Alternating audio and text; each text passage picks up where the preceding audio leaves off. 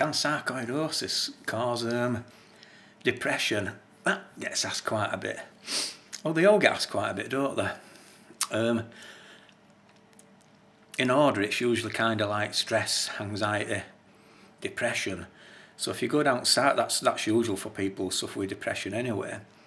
But if you go down sarcoid route, what kind of happened on my experience were you start being ill, all sorts of things going wrong with you, and you go into docs and all the rest of it, and you start getting a bit stressed out with life because you can't carry on with how you kind of knew life. And I certainly used to kind of like I used to ride my bike and stuff, and it all changes.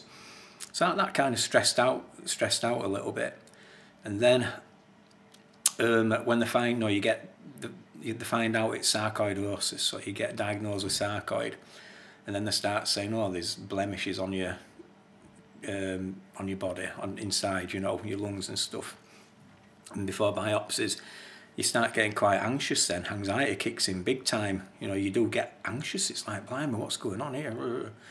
Sort of things. So you're going through stress, you're going through anxiety.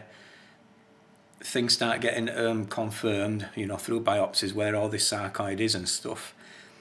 And then you remember how your life used to be and stuff.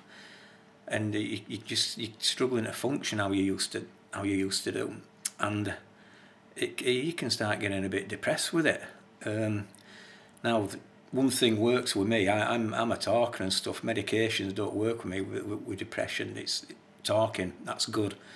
Doing my music, doing this sort of stuff's good. Being a bit mad is good for me. But at the same time, if you already struggle with stress, anxiety, and depression, and then you get sarcoid, it can have different effects, because they'll put you on sarcoid treatment, which is your pred and what have you. But pred itself is known. You can get these really big highs, and you can get these really lows. And when they start getting, to extreme, big highs and big lows is bipolar, as people know.